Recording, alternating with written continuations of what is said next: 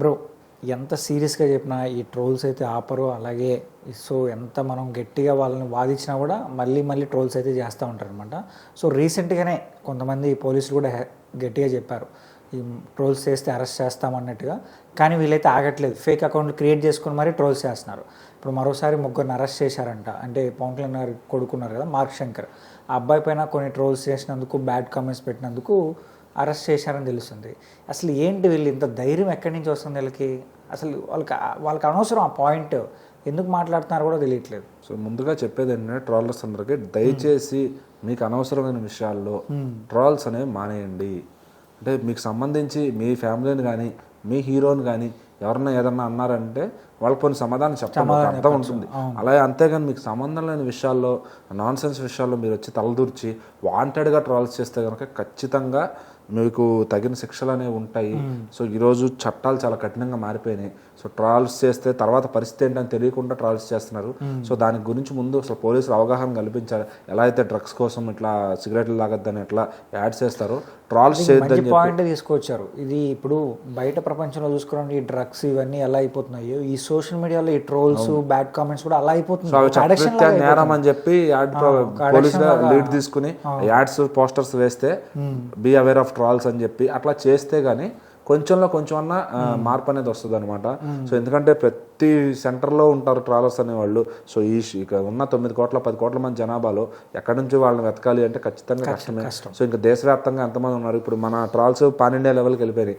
So ఇదివరకు మన హీరోలు తిట్టుకునే వాళ్ళం. ఈ రోజు దళపతి విజయ్ అంటున్నాము, అటు బాలీవుడ్ నుంచి వేరే బాలీవుడ్ వాళ్ళు, ఒరిస్సాలో మన ఎవరో ఒక యాక్టర్ పాట వస్తే దాన్ని ట్రాల్ చేస్తున్నారు ఇన్స్టాగ్రామ్ లో పెట్టి.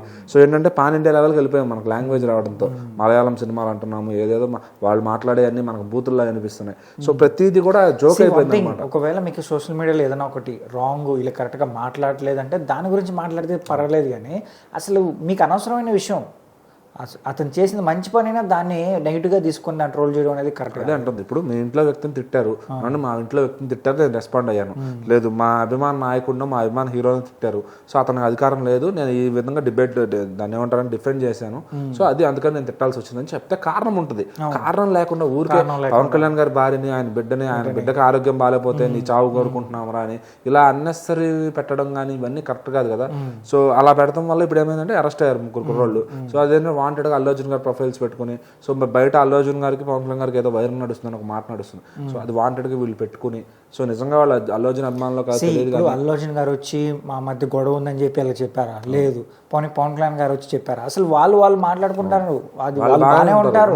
మరి వీళ్ళు అసలు గురవుతారు తప్ప ఉపయోగం ఏం లేదు.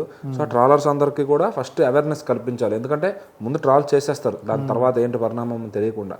ముందు పోలీసులు ఎవరైతే దీనికి తగ్గ డిపార్ట్మెంట్ ఉంటారో వాళ్ళు ఒకసారి అవాయిడ్ చేయిస్తే, ఎలాగైతే డ్రగ్స్ ఫ్రీగా, ఎలా అయితే ఆల్కహాల్ ఫ్రీగా, ఎలా అయితే టొబాకో ఫ్రీగా అంటే యాడ్స్ రాస్తున్నారో, సో సినిమా థియేటర్లు బయట కానీ సోషల్ మీడియాలో కానీ ఆ డిపార్ట్మెంట్ వాళ్ళు పోస్టులు పెడితే అవాయిడ్ ఫ్రమ్ ద ట్రాల్స్ అని, సో హీరోలు అందరితో కూడా వీడియోలు చెప్పించాలి, తప్పులేదు.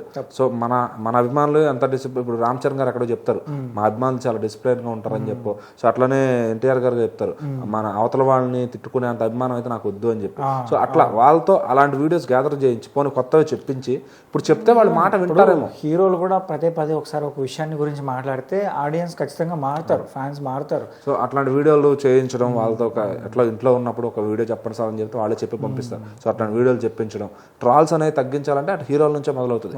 ఎందుకంటే అవతల వాళ్ళని తిడితే మనకేం వాల్యూ రాదు.